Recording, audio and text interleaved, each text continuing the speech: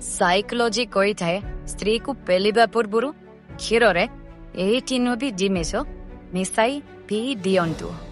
ତାହା ହେଉଛି ପ୍ରଥମତଃ 1 ଗ୍ଲାସ ଉଷୁମ କ୍ଷୀର ନିଅନ୍ତୁ। ସେଥିରେ 1 ଚାମଚ ଦେଶୀ ମହୁ, 4ଟି ପେଷାଦାର ଥିବା କାଜୁ ବାଦାମ ଓ ଗୋଟିଏ ପାଚିଲା କଦଳୀର ଅଧାକୁ ଖଣ୍ଡ ଖଣ୍ଡ କରି ସେଥିରେ ମିଶାଇ ଦିଅନ୍ତୁ। ଏହି ମିଶ୍ରଣକୁ 15 ମିନିଟ୍ ପର୍ଯ୍ୟନ୍ତ ରଖିଦିଅନ୍ତୁ। ତାପରେ ଗୋଟେ ଚାମଚ ବାହାର କରି ସେ ମିଶ୍ରଣକୁ ଖାଆନ୍ତୁ ଓ ପରେ ସେ କ୍ଷୀରକୁ ପିଇ ଦିଅନ୍ତୁ। ଏହାକୁ ବିଛଣାକୁ ଯିବାର 30 ମିନିଟ୍ ପୂର୍ବରୁ କରନ୍ତୁ ଓ ଦେଖନ୍ତୁ ଏହାର କମାଲ। ସାଇକୋଲୋଜି କହିଥାଏ ଏକ ସର୍ଭେ ଅନୁସାରେ ଜଣାପଡ଼ିଛି କି ଯେ 60% ପୁରୁଷ ଏହା ଚାହିଁଥାନ୍ତି କି ସମ୍ଭୋଗ ପାଇଁ ମହିଳା ପ୍ରଥମେ ଆରାମ କରନ୍ତୁ ବୋଲି। ଯଦି କୌଣସି ମହିଳା ନିଜ ସ୍ୱାମୀଙ୍କ ସହିତ ଏମିତି କରିଥାନ୍ତି ତେବେ ତାଙ୍କ ସ୍ୱାମୀ ବହୁତ ଖୁସି ହୋଇଥାନ୍ତି। ସାଇକୋଲୋଜି କହିଥାଏ ସେକ୍ସ କରିବା ଦ୍ୱାରା କମଜୋରି ନୁହେଁ, ଗୋଟିଏ ଶାନ୍ତି ମିଳିଥାଏ। ଏହା ଦ୍ୱାରା ମନ ସତେଜ ଲାଗିଥାଏ ଓ ଚିନ୍ତା ଦୂର ହୋଇଥାଏ।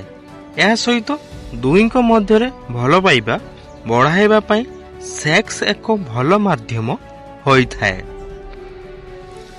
ସାଇକୋଲୋଜି କହିଥାଏ ଗୋଟେ ସଂସ୍କାରୀ ମହିଳା ନିଜ ଦେହକୁ ସେହି ପୁରୁଷ ପାଖରେ ସବୁଦିନ ପାଇଁ ସମର୍ପଣ କରିଥାଏ ଯିଏ ତାଙ୍କ ହୃଦୟକୁ ଛୁଇଁବା ସହିତ ତାଙ୍କ ଆତ୍ମାକୁ ମଧ୍ୟ ଛୁଇଁ ସାରିଥାଏ। ସାଇକୋଲୋଜି କହିଥାଏ ଦିନରେ ଗୋଟେ ଥର ତାଙ୍କ ସହିତ ନିଶ୍ଚୟ କଥା ହୁଅନ୍ତୁ, ଯାହାଙ୍କ ସହିତ କଥା ହୋଇ ଆପଣଙ୍କୁ ଖୁସି ମିଳିଥାଏ। କିନ୍ତୁ ତାଙ୍କ ସହିତ ବି ଗୋଟେ ଥର ନିଶ୍ଚୟ କଥା ହୁଅନ୍ତୁ ଯାହାଙ୍କୁ ଆପଣଙ୍କ ସହିତ କଥା ହୋଇ ଖୁସି ମିଳିଥାଏ। ସାଇକୋଲୋଜି କହିଥାଏ ସେକ୍ସ କରିବା ସମୟରେ ଯଦି କୌଣସି ମହିଳା ଧରିବାକୁ ଲାଗନ୍ତି ତେବେ ବୁଝିଯାଆନ୍ତୁ କି ଆପଣ ଯେମିତି ଗେହୁଛନ୍ତି ଗେହିବାଟା ପୁରା ଜୋର ମାତ୍ରାରେ ହେଉଛି। ତ ସେହି ସମୟରେ ଦଦିକୁ ଆହୁରି ଜୋର ଜୋର ଚିପି ଆହୁରି ଜୋର ଜୋର ସଟ୍ ମାରନ୍ତୁ।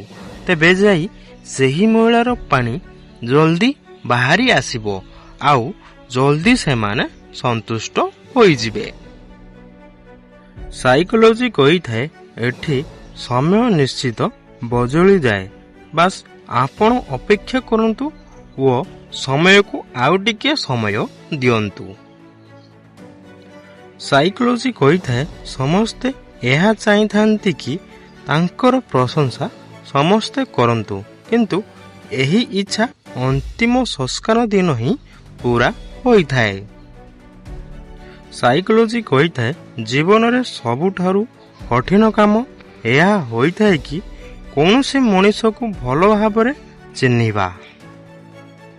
ସାଇକୋଲୋଜି କହିଥାଏ କାହାକୁ ଏତେ ବି ମୁଣ୍ଡ ଉପରେ ବସାନ୍ତୁ ନାହିଁ କି ଶେଷରେ ଆପଣ ନିଜର ଇଜ୍ଜତ ହରାଇ ବସିବେ। ସାଇକୋଲୋଜି କହିଥାଏ ରାଗ ଆପଣଙ୍କୁ ଛୋଟ ବନାଇଥାଏ ଓ କ୍ଷମା ଆପଣଙ୍କୁ ମହାନ ବନାଇଥାଏ।